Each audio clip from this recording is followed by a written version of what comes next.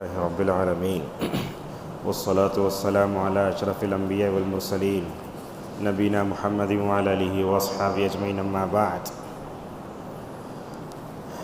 عن عبید اللہ بن محسن الانصاری رضی اللہ عنہ قال قال رسول اللہ صلی اللہ علیہ وسلم من اصبح منکم آمنا فی سربہ معافا فی جسدہ عنده قوت یومہ فَكَأَنَّمَا حِيزَتْ لَهُ الدُّنْيَا بِحَذَافِيرِهَا رواه ابن ماجہ وذكره البخاری فی الادب المفرد وحسنه الالبانی رحمهم اللہ تعالی۔ آج کے اس درس میں حالات سے تعلق رکھنے والا ایک موضوع ہے، وہ یہ ہے نعمت امن پر اللہ کا شکر۔ اس وقت جانتے ہیں کہ اس وقت دنیا جنگی ماحول سے گزر رہی ہے۔ سوشل میڈیا کھول لو، فیس بک، واٹس اپ، کوسا اگر چینل بھی کھولیں، ٹی وی کھولیں، بس وہ جنگی خبریں، خون، انسانوں کے لاشیں بکھرے ہوئے، ہر طرف ہم دیکھتے ہیں کہ اس وقت فساد ہی فساد ہے۔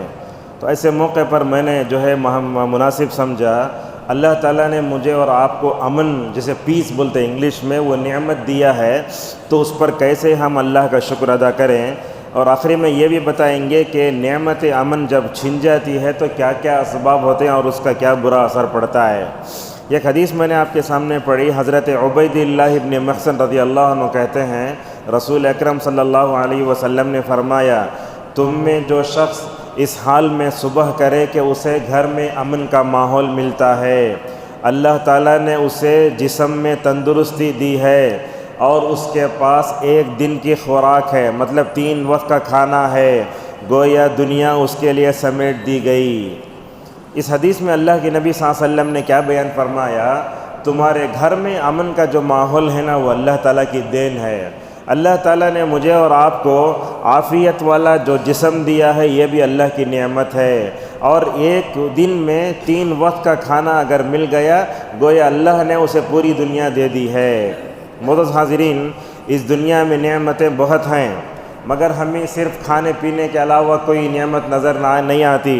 توحید کے بعد سب سے بڑی نعمت اگر ہے تو امن کی دولت ہے۔ اللہ تبارک و تعالیٰ نے سورۃ النحل میں امن کو ایک بڑی نعمت کے طور پر قرار دیتے ہوئے کہا، ضرب اللہ مثلا قریۃ کانت آمنۃ مطمئنۃ یأتیہا رزقہا رغدا من کل مکان۔ اللہ تعالیٰ دیکھو مکے کی مثال دیتا ہے۔ اللہ کے نبی صلی اللہ علیہ وسلم کے نبی بنائے جانے سے پہلے مکے کے لوگ ایک دوسرے کے دشمن تھے، چھوٹی بات پر سالہ سال لڑتے تھے۔ پانی تو پکڑنا کی، میں پکڑنا کی، ایک چھوٹی جگہ ہے، وہاں سے تیرا گھوڑا جانا، میرا گھوڑا جانا، بڑے لڑتے تھے۔ اللہ تعالیٰ اس طرف اشارہ کرتے ہوئے کہتا ہے، وَكُنْتُمْ عَلَى شَفَا حُفْرَةٍ مِّنَ النَّارِ، تم تو ہلاکت کے دہانے پر پہنچ چکے تھے، نبی کی بعثت نے تم کو بچایا۔ تو اللہ تبارک و تعالیٰ فرماتا ہے کہ یہاں اللہ نے ایک مثال دی، امن تھا، اطمینان تھا، اور رزق آرام سے ملتا تھا۔ علامہ ابن کثیر رحمہ اللہ کہتے ہیں کہ اہل مکہ کی اللہ مثال دے کے بولتا ہے، اے اہل مکہ، کفار مکہ، سن لو نبی کے آنے سے پہلے تمہارا کیا حال تھا، تم خوف کے ماحول میں تھے۔ دوسرا یہ ہے کہ تم غذا کے لیے تڑپ جاتے تھے۔ رسول صلی اللہ علیہ وسلم کے بعثت کے نتیجے میں تمہیں 2 چیزیں ملیں، ایک تو امن ملا اور دوسرا غذا۔ اللہ اسی لیے فرماتا ہے، فَلْيَعْبُدُوا رَبَّ هَذَا الْبَيْتِ لِإِيلَافِ قُرَيْشٍ۔ آپ لوگ جانتے ہیں نا صورت یہ ہے، اس گھر کے رب کی عبادت کریں۔ کون ہے؟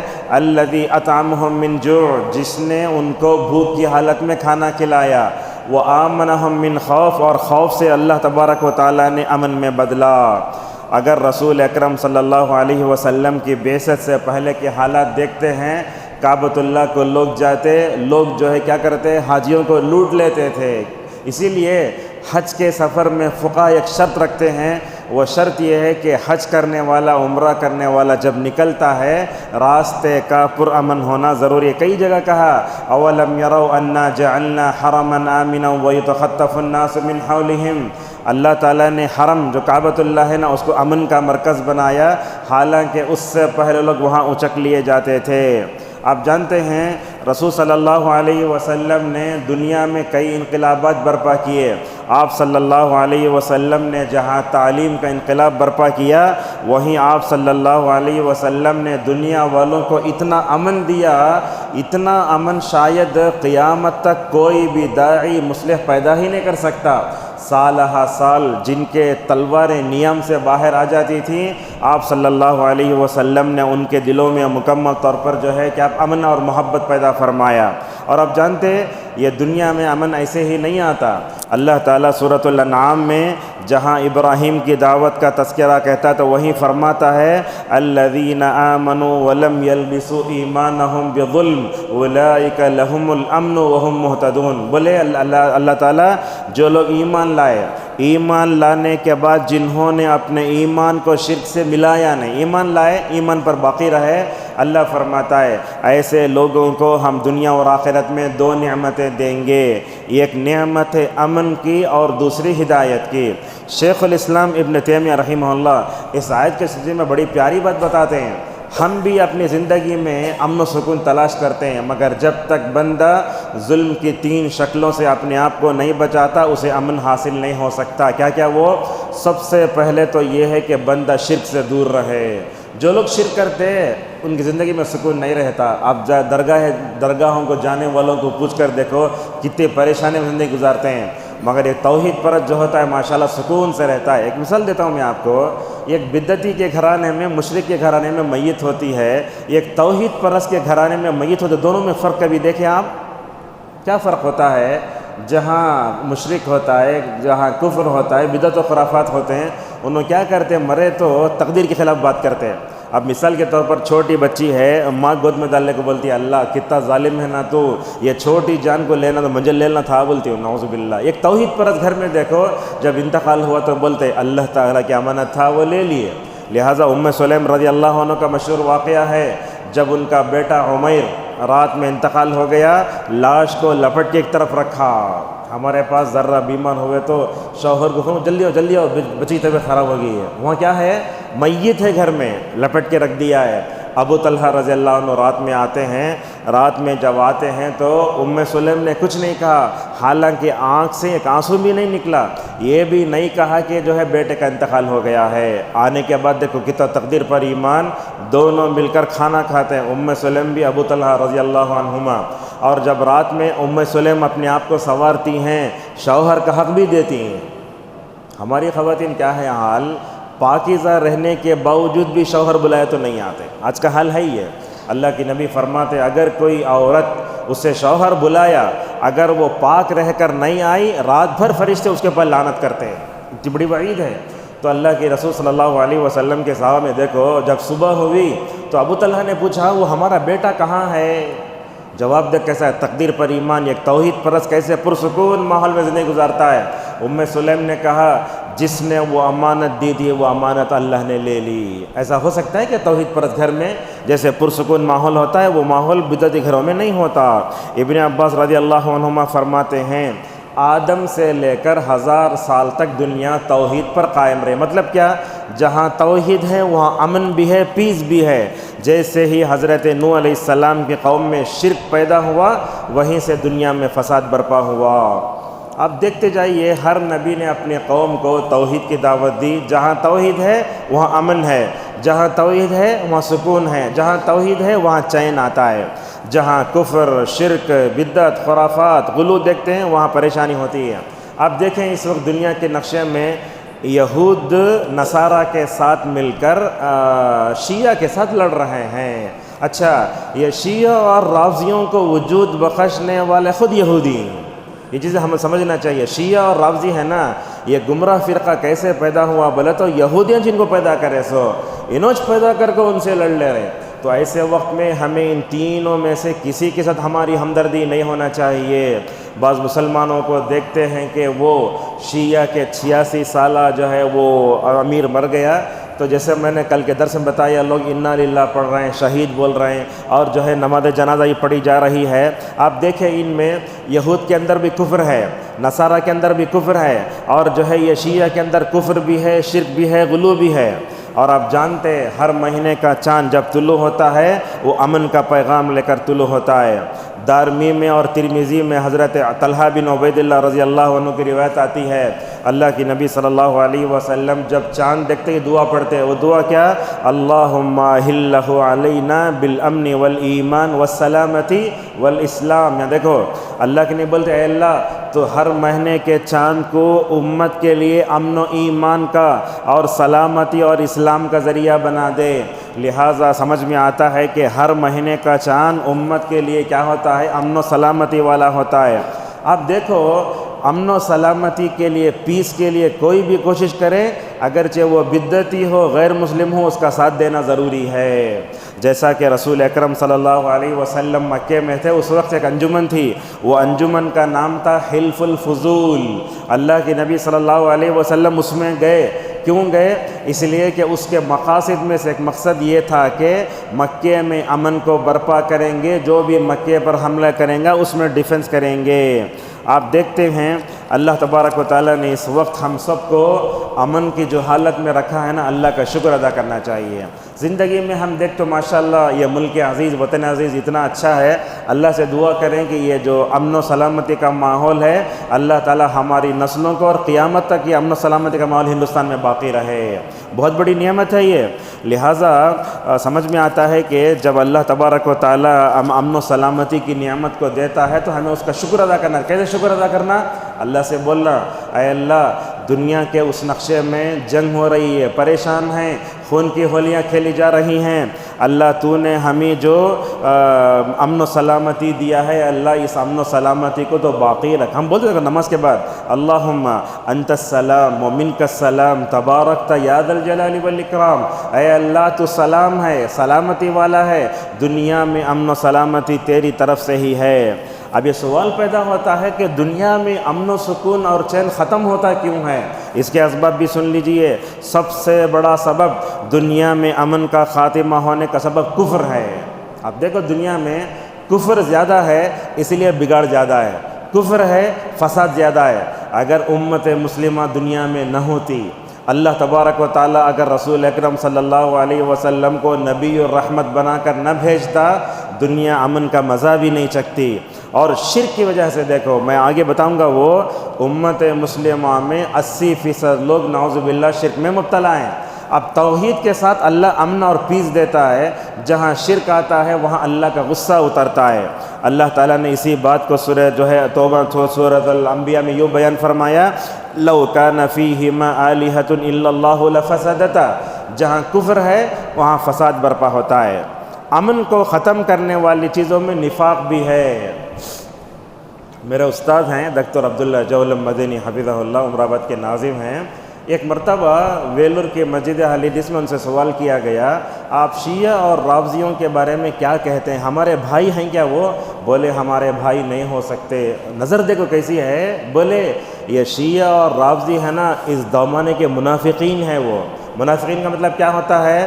دل میں کفر رکھ لے کے زبان سے اسلام کا اظہار کرنا۔ یہ لوگ کیا کرتے ہیں؟ یہود و نصارہ سے دشمنوں سے دوستی کرتے ہیں، جب بات آتی ہے اشہد ان لا الہ الا اللہ و اشہد ان محمد رسول اللہ کہہ کر جو ہے مسلمانوں کی صف میں آ جاتے ہیں۔ لہذا دیکھو مدینے کے امن کے ماحول کو خراب کرنے والے وہی منافقین تھے۔ کیا بھی بات آئی فوراً پھیلا کے چھوڑ ڈالے۔ وَإِذَا جَاءَهُمْ أَمْرٌ مِّنَ الْأَمْنِ أَوِ الْخَوْفِ أَذَاعُوا بِهِ۔ اور آپ جانتے ہیں تقریباً 6 یا 7 ہجری میں رسول صلی اللہ علیہ وسلم کی بیوی پر زنا کا الزام لگا کے مدینے کے ماحول کو زہر آلود بنا دیا گیا۔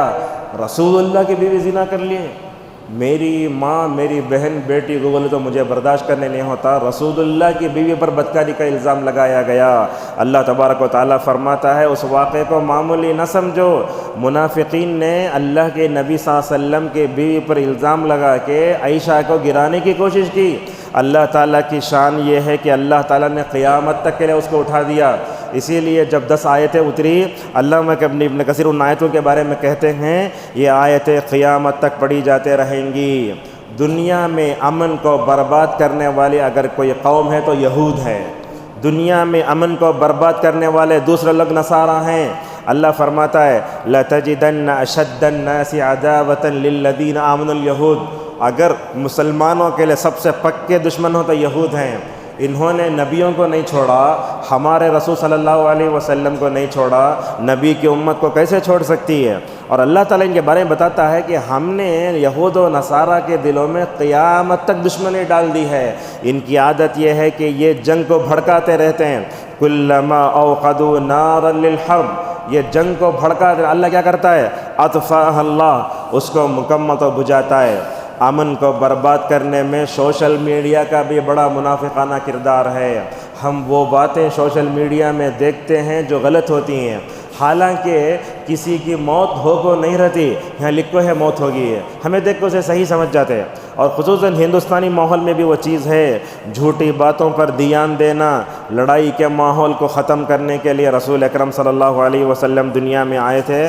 بہرحال یہ موضوع بڑا حساس ہے۔ اللہ تبارک و تعالیٰ نے ہم سب کو امن و سلامتی دیا، اس پر ہمیں اللہ کا شکر ادا کرنا چاہیے۔ کل رات مدینہ کے جو امام صلاح البدیر ہیں، انہیں جو ہے قنوت وتر میں ایک دعا یہ کرے، اے اللہ تو ہمارے گناہوں کی وجہ سے تو دشمن کو ہمارے اوپر مسلط نہ کر۔ کیا ہوتا ہے، ہم جب گناہ کرتے ہیں نا، اللہ ہمارے اوپر دشمنوں کو مسلط کرتا ہے۔ یہ دعا بار بار پڑھنا، اللہم انا نعوذ بک من زوال نعمتک وتحول عافیتک وفجاءۃ نقمتک وجمیع سخطک۔ عباس رضی اللہ عنہ کو رسول صلی اللہ علیہ وسلم نے کہا، عباس ایمان کے بعد سب سے بہتر چیز یہ ہے کہ اللہ تعالیٰ سے عافیت مانگو۔ بندہ کبھی اللہ تبارک و تعالیٰ سے ہمیشہ عافیت مانگنا۔ اور جیسے میں نے پرسوں کے درس میں کہا، اس جنگی ماحول میں اگر ہم نیوز دیکھتے رہے تو خالی ٹینشن آتا یا تو خوف آتا۔ اسی طریقے سے خوف کے ساتھ ساتھ جو ہے شیطان کیا کرتا ہے، ہم سب لوگوں کو غم میں مبتلا کر دیتا ہے۔ لہٰذا جہاں تک ہو سکے سوشل میڈیا سے مکمل طور پر دور رہیں۔ فتنوں کے وقت میں اللہ تبارک و تعالیٰ سے عبادت کریں۔ آخری چیز ہے آج کے درس کی، وہ کیا ہے، اللہ تعالیٰ جب امن دیتا نا تو یہ امن جو ہے دنیا میں باقی رکھنا ہماری اپنی ذمہ داری بنتی ہے، امت مسلمہ کی ذمہ داری بنتی ہے۔ اللہ تعالیٰ السلام ہے، المؤمن ہے، رسول صلی اللہ علیہ وسلم رحمۃ للعالمین ہیں۔ تو جب ہمارے اللہ اور ہمارے نبی ایسے ہیں تو امت مسلمہ کو امن پھیلانے والا، رحمت والا بن کر مکمل طور پر جو ہے دنیا والوں کے سامنے بن کر رہنا چاہیے۔ اور قیامت کے قریب میں بھی امن زیادہ ہوگا۔ اب دیکھو ملک شام ہے، وہاں یہود و نصارہ رہتے ہیں، اللہ تعالیٰ وہیں مہدی کو پیدا کرے گا، وہیں حضرت عیسیٰ آئیں گے، دجال کی موت وہیں، یاجوج ماجوج کی موت وہیں، اللہ تعالیٰ ویسا ماشاءاللہ سیٹ کرتا ہے۔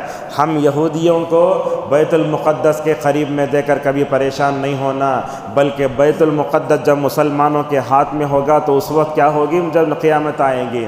آپ صلی اللہ علیہ وسلم نے فرمایا، مہدی آئیں گے زمین میں امن رہے گا، بلکہ عیسیٰ علیہ السلام جب آئیں گے تو اس وقت جو دنیا میں ماحول ہوگا، آپ صلی اللہ علیہ وسلم نے بتایا اتنا امن ہوگا کہ بھیڑیاں بکریاں ایک ساتھ رہیں گے، بلکہ مسند احمد کی روایت میں آیا، بچے سانپ کے منہ میں ہاتھ ڈال کر کھیلیں گے تو سانپ بھی نہیں کاٹے گا۔ اللہ اکبر، اتنا امن پیدا ہوگا۔ بہرحال مختصر خلاصہ یہ ہے، امن اللہ تعالیٰ کی بہت بڑی نعمت ہے، اگر ہم کو ملی ہے تو اس کی حفاظت کے لیے ہمیں کوشش بھی کرنا چاہیے۔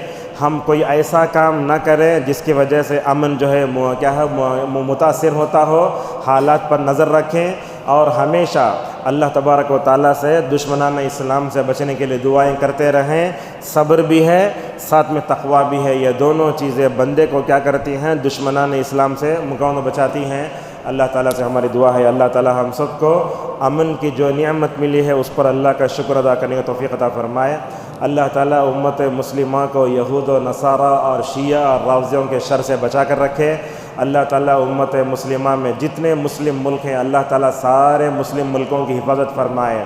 اور یہ رمضان فتح و نصرت کا مہینہ ہے، بدر بھی پیش آیا، فتح مکہ پیش آیا، اور سلطان صلاح الدین ایوبی رحمہ اللہ نے اسی مہینے میں بیت المقدس کو فتح بھی کیا ہے۔ اس اعتبار سے ہمیں اپنے سارے مسلمانوں کے لیے دعائیں بھی کرتے رہنا چاہیے۔ وآخر دعوانا الحمد للہ رب العالمین۔